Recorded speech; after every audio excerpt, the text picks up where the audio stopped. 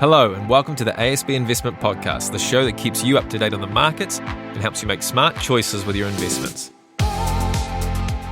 These are entirely our own views and that of our guests. It's not investment advice, but we know plenty of experts at ASB that will be happy to chat if you need. Welcome to the ASB Investment Podcast. I'm CTB, or Chris Tennent-Brown. I'm feeling a little bit lonely today. I'm in the booth by myself while my friend and colleague Nigel takes a well-deserved break. But despite him being on holiday, we couldn't stop the headlines, and there's been a few that we thought was worth getting down a good 10-minute podcast just to update on what we're thinking about at the moment, what's going on behind some of the noise, and what it means for you as an investor. So let's get started. The starting point for this podcast was a couple of weeks ago when we had the GDP shocker. Gross domestic product for New Zealand shrank 0.9% in the second quarter. And that was quite a lot bigger of a contraction that we were expecting. And the economy is now smaller than a year ago with a weaker growth pulse and a bit more capacity than what we thought. And all those things have flow through to the economy and investments. So I guess the place to start when the economy is going worse than expected is what's anyone going to do about it? And we've got used to thinking when the economy hits a tough patch that the Reserve Bank will swing into action and lower interest rates. The government will step up the spending as well to support the economy. But this time around, a little bit different from when we've seen that in things such as the COVID pandemic, the global financial crisis, other shocks to the economy over the years. This time around, the government's not coming to the rescue, and for good long-term reasons. The government's doing the opposite. They're trying to rein in expenditure and get back into surplus, which is a hard job. It's going to take them many years, but they are sticking with that strategy and trying to focus on the long term. Now, where that's good news is it does allow the government to build up some capacity for supporting the economy if we have a shock in the future. But it does add to the short-term pain when the government's not there, perhaps boosting income or boosting expenditure in areas that we'd normally come to expect in a shock. I think in 10 years' time, we'll probably appreciate that approach, but for right now, it feels a little bit different when the economy's struggling along. So that fiscal discipline impacts households and businesses in the short term, if we compare it to, say, the COVID pandemic, where there's a shot in the arm coming into households and businesses. Here we've got this slower economic backdrop. But in the longer term, for a small economy like New Zealand, it is really important to have that fiscal discipline, to have a plan of not letting government debt blow out, and to have a long-term plan of running a fiscal surplus. For investors, one of the things that should lead to is lower interest rates within the economy, and that's particularly important for a small economy such as ours. How does this impact other players in the economy? Well, the important bit is when the government's not lifting expenditure a lot to support the economy, the Reserve Bank of New Zealand really has to do some of the heavy lifting. So the first thing that we saw in the wake of that poor GDP release and that weak economic performance that we were seeing is we changed our view for how much more the RBNZ need to do in terms of lowering interest rates to support the economy. Now, if we were doing this podcast 6 months ago, I would have been saying something along the lines of 3% is probably about right for where the official cash rate will settle. Now we think by the end of this year, it's going to be significantly lower than that.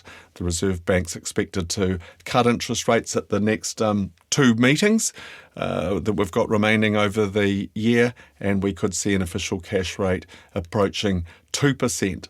So significantly lower than what we were thinking before we entered this second soft patch for the economy.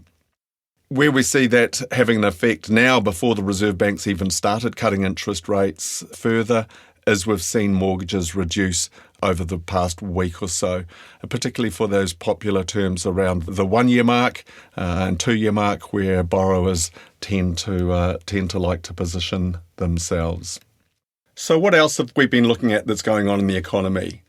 Well, to get a view from round the traps and how folks are feeling, the mood of the boardroom made for some interesting reading, and it really had some similar findings to our own ASB Regional Economic Scoreboard. One of the clear themes, be it I look at a regional basis or a business basis, is that there's a real multi-speed economy going on at the moment. If we look at it by region, it's a town versus country thing, where clearly some of the really good news stories in New Zealand, such as very strong meat prices, very strong dairy prices, and a cracker kiwi fruit season, are all supporting the mood in those centres.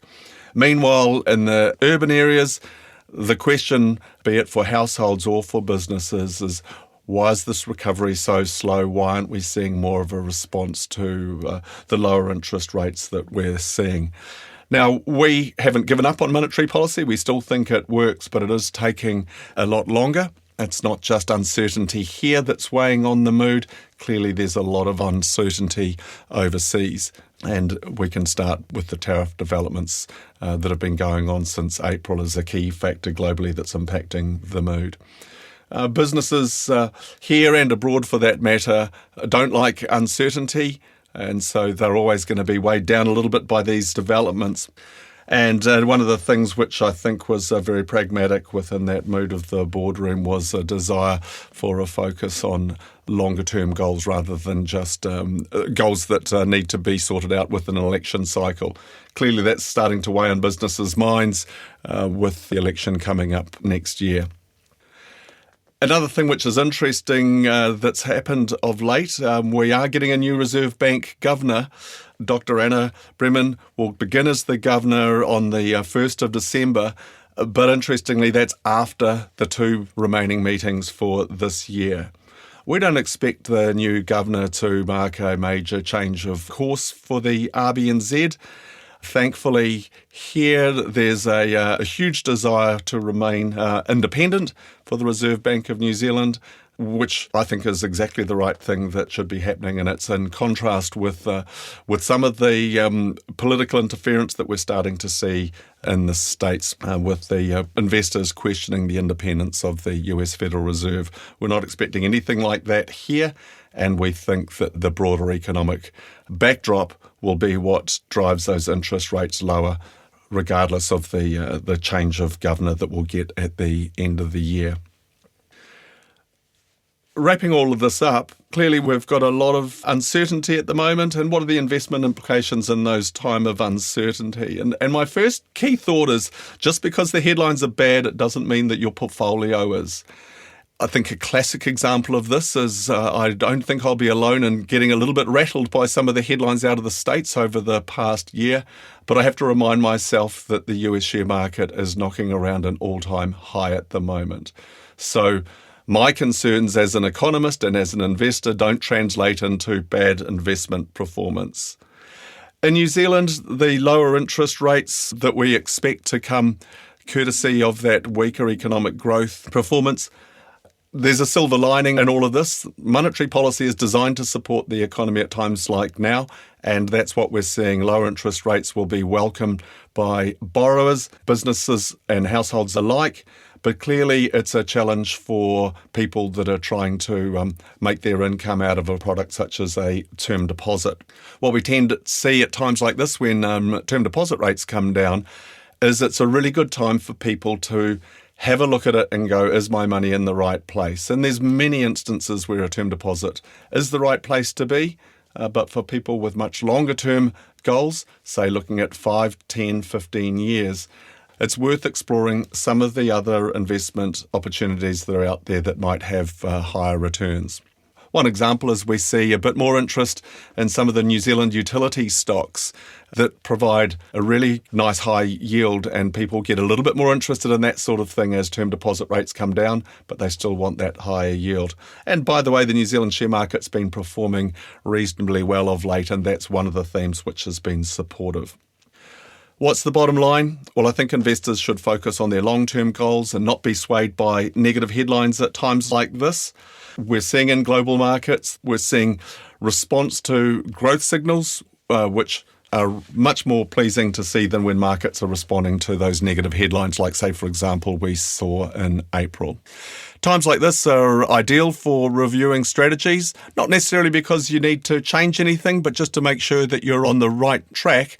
And when markets have been volatile like this year, they can certainly teach you a bit about your tolerance for risk. It's certainly not a time where I'd regard a need for panic or major changes for overall strategy. So hopefully people, if they are feeling like they've been a bit rattled by the events of late, it's perhaps a good time to seek out a bit of guidance or advice if need be, or use some of the tools that we have online to help with making sure that you're on the right track to achieve your investment goals. Okay, well, if you've made it this far, you'll know that usually at the end of a podcast, Nigel likes to ask what I've been reading, listening to, or watching.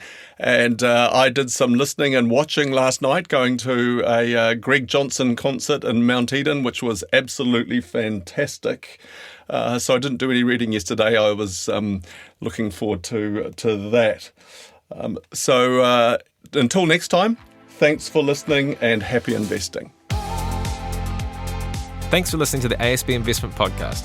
If you have any thoughts on this episode, or if there's anything you'd like us to discuss on a future show, get in touch with us at podcasts@asb.co.nz.